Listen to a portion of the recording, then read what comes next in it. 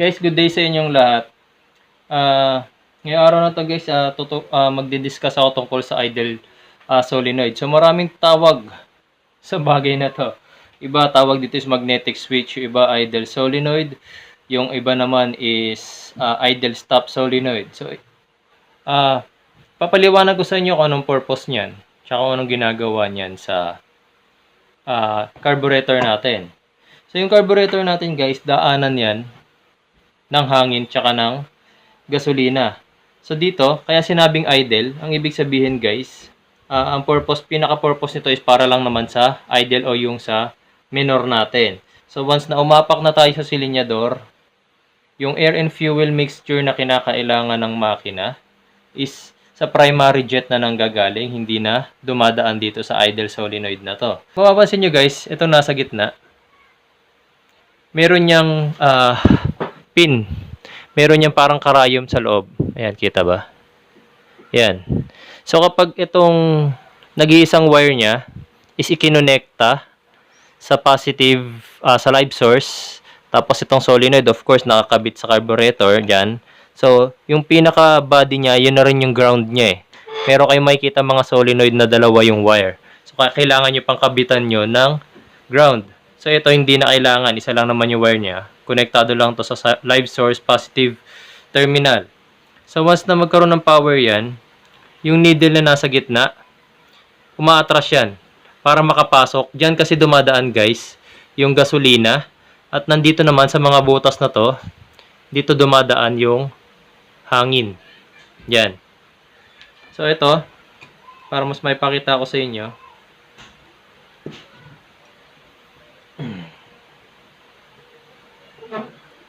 pag ipinasok ang solenoid na to dito, yung mga butas na yan, dito yan konektado. So, dito siya nakakakuha ng hangin. Yan, sa butas na yan. Nakonektado naman sa air horn. Dito. Yan. Yan butas na yan. Tsaka to. Diyan siya nakakakuha ng hangin. Kaya kung mapapansin nyo, parang may kanal. Yan, kasi pag nakabukas itong ating choke, tuloy-tuloy yung pasok ng hangin. So, pag pumasok dito yung hangin, makakadaan dyan. Papasok dito. Sa butas na to, dadaan naman sa solenoid. Tapos, pagdaan dyan, didiretso yan hanggang dito, sa butas na to. Andito guys yung ating idle mixture screw. Ito guys yung ating idle mixture screw. So, dito siya nakakonekta. Siya nga pala guys, marami yung nakaka-misinterpret sa carburetor natin dito sa dalawang screw na to. Para sa kanila kasi, pag sa gasolina dito, pag sa hangin dito. Well guys, mali po yun. Sa totoo lang, pareho po kasi silang may kinalaman sa air and fuel. Ang kaibahan lang nila, itong screw na to is para sa idle speed. O yung speed natin kapag ka naka-minor yung sasakyan or nakatigil yung sasakyan. For example, ang sasakyan nyo is owner type jeep na merong makina na Toyota 4K. So, 750 RPM ang standard nun. Kapag pinihit nyo to clockwise, tumataas ng tumataas yung RPM natin. Hindi ibig sabihin nun guys na kapag pinihit nyo to is nagdadagdag kayo ng amount ng gasolina. No. Dinadagdagan natin guys yung RPM natin o revolution per minute. Kasi itong screw na to, may kinalaman yan sa opening nung throttle plate. Ito, throttle plate. Ayan. So, habang ina-adjust nyo na ina-adjust yan, bumubukas yung throttle plate natin, mas marami ngayong amount ng air and fuel na pumapasok ngayon dun sa ating primary venturi. Sa primary bowl natin. Papasok ngayon niya sa intake manifold. So, tapos ito naman yung air and fuel mixture.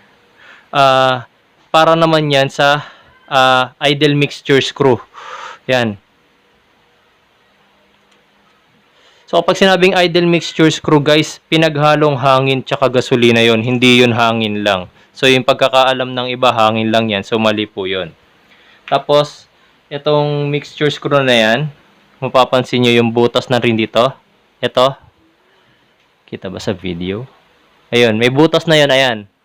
Yung butas na yan, dito galing yan. So diyan lumalabas ngayon yung ating air and fuel mixture. Kasi kung mapapansin nyo, kapag hindi kayo nakaapak sa silinyador, nakasarado pa yung throttle plate natin. So saan manggagaling ngayon yung air and fuel mixture para manatiling nakaandar yung ating makina? Dito. Diyan, sa butas na yan. Siya yung magsusupply ngayon. Kaya yung sinasabi ng iba na hangin lang to guys, imagine guys, kung puro hangin lang ang dumadaan dyan at walang gasolina, mamamatay yung ating makina. Kasi nga, hindi naman naandar ang makina kung hangin lang. Kailangan meron siyang kasamang gasolina. Tapos, na-explain ko na sa inyo yung pagdaan ng hangin dito, papunta rito sa butas na to. So, saan siya ngayon kumukuha ng gasolina? So, itong bilog na yan, yung butas na yan, dito naman siya kumukuha. Sa slow jet. Slow jet ang tawag dyan guys. Okay, so guys, ito ngayon yung ating slow jet na tinatawag. So, ang slow jet, dito yung nakakabit. Ang slow jet kumukuha ng gasolina guys sa primary. Sa primary jet natin. Konektado rito. Diyan din siya kumukuha ng gasolina. So, dadaan sa napakaliit na butas na to. Ang size ng slow jet na to guys is 55. Iba-ibang size ng slow jet. So, meron yan 40, 42, 44. Depende guys kung ano yung pangangailangan ng carburetor ninyo. Tapos, kung mapapansin nyo may butas dito. So, dyan sa butas na yan, dadaan. Ganito kasi may itsura niya. Pag nakasalpak tong slow jet, tsaka nakakabit itong solenoid, lalabas dito sa maliliit na butas na to yung gasolina. Yan. Tapos, papasok dito. Hindi lang kasi kita rito sa video guys pero may butas yan. Ayan. Makikita nyo may butas yan sa loob. Doon sa butas na yon, nakatapat yun dito sa mga butas na to sa gilid ng slow jet. Diyan dadaan ngayon yung gasolina. Tapos, since nakasarado yung needle, pag bumukas yan, doon lang yung time na makakapasok ngayon yung gasolina, dadaan na rito sa ating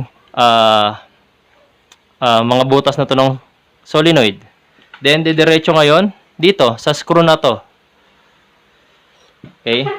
So, yun yung explanation guys nung purpose nitong idle solenoid. Kaya nga kapag pansinin nyo, pag umaandar ang makina ninyo, pag dinisconnect ninyo ang solenoid, mamamatay.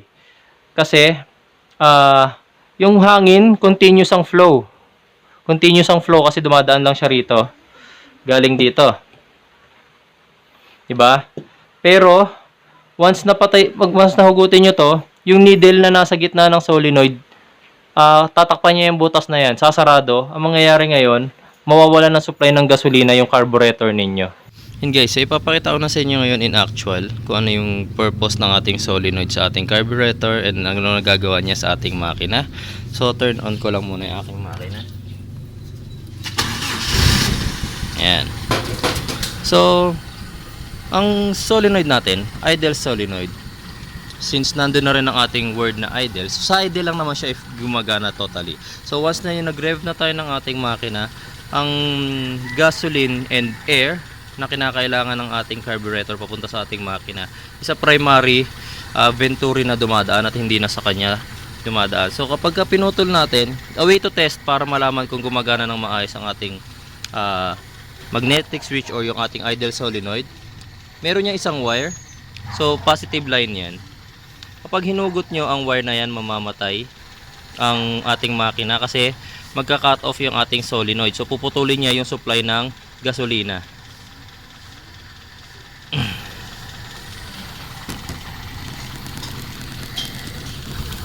Ayan. So, nakita nyo after kung hugutin yung ating solenoid from the power supply, namatay na yung ating makina kasi nagsara yung needle na nasa dulo.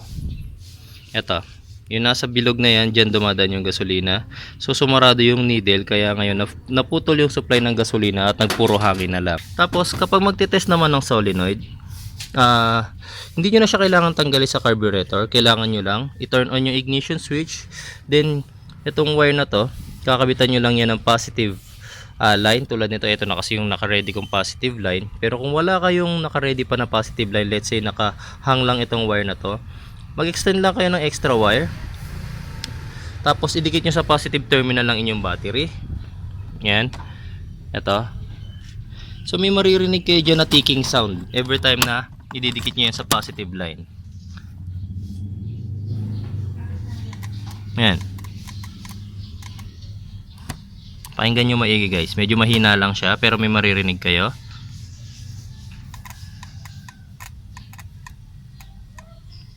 Ayan.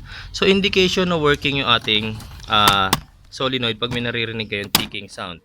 Pero minsan kahit na gumagana yung ating solenoid, parang wala pa ring minor ang ating carburetor.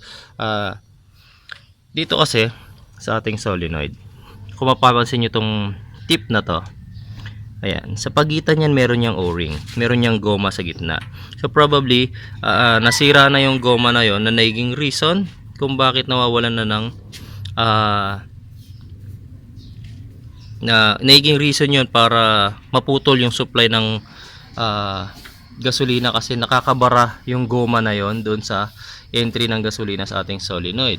Tapos meron ding way naman para ma-bypass naman yung ating solenoid is by simply removing yung o-ring na yon. So ipapakita ko sa inyo kung paano siya bina-bypass, kasi di ba kung mapapansin nyo, minsan kahit umaandar na yung makina nyo, pag hinugot nyo to halos hindi namamatay. Hindi namamatay yung ating makina kahit hugutin nyo yung solenoid. So ipapakita ko sa inyo in this video kung anong kaibahan nila. Yan guys, so ipapakita ko naman sa inyo ngayon yung kaibahan kapag naka-bypass ang inyong solenoid tsaka doon sa hindi. So kapag sinabing bypass guys, tinatanggal lang naman yung o-ring na nandito sa solenoid. Tapos ikakabit na siya ng direkta ngayon sa ating carburetor. Bypass na yon. Tapos kaya kahit sira ang solenoid nyo, for example sira na yung solenoid nyo, magagamit nyo pa rin yan by simply bypassing this solenoid. Tatanggalin lang yung o-ring. So before ko gawin yon, ito muna yung ating working na solenoid. So kapag hinugot yan, mamamatay yung ating makina. Pinakita ko rin yun kanina. Tingnan nyo yung ating RPM. Ang RPM natin as of now, since cold start pa siya, is 550 RPM.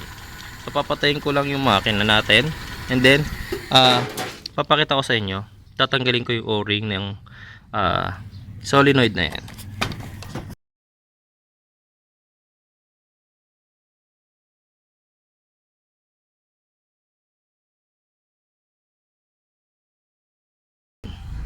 Yes, ito yung o-ring na sinutukoy ko, itong kulay black na to. So yan, tinanggal ko na siya.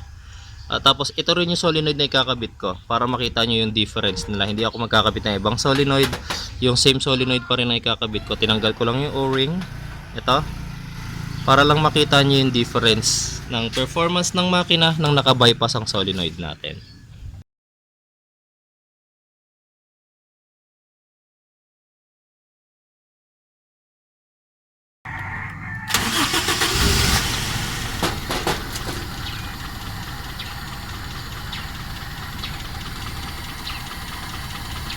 Ayan guys, so makikita nyo mandar na yung ating makina. Tapos yung ating solenoid is naka-bypass na.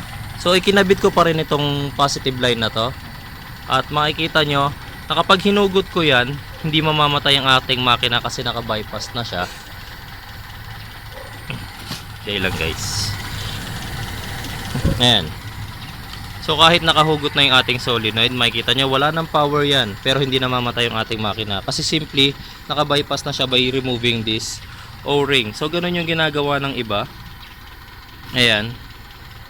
So yun yung nagiging effect ngayon sa ating makina once na mag-bypass tayo ng solenoid. So imbis na dito dumaan yung gasolina sa butas na yan, ang nangyayari, since tinanggal na natin yung goma, kahit nakasarado pa yung ating solenoid, since nakatanggal na yung o-ring, doon na sa loob ngayon dumadaan yung, sa gilid ng solenoid, dumadaan ngayon yung gasolina na kinakailangan ng carburetor para mapanatili na umaandar yung ating makina. So nakakatulong din kasi ang solenoid para kahit paano is mabawasan yung fuel consumption natin during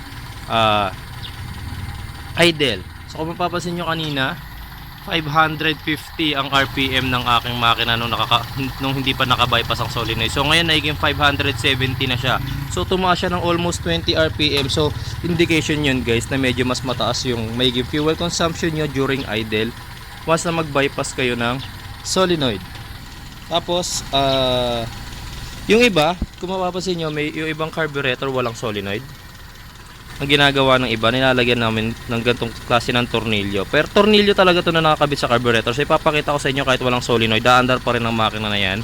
Gamit lang ang tornilyo na to. So tanggalin ko lang muna yung solenoid.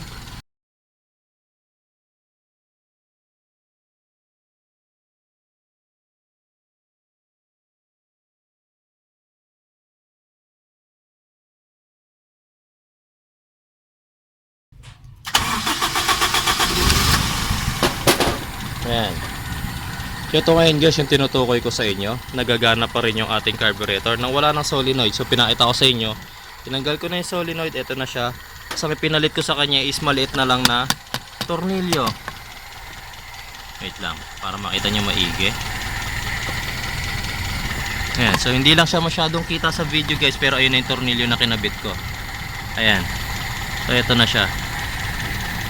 Yan, yung tornilyo na yan. So natakpan lang yung pinagkakabitan ngayon ng ating solenoid.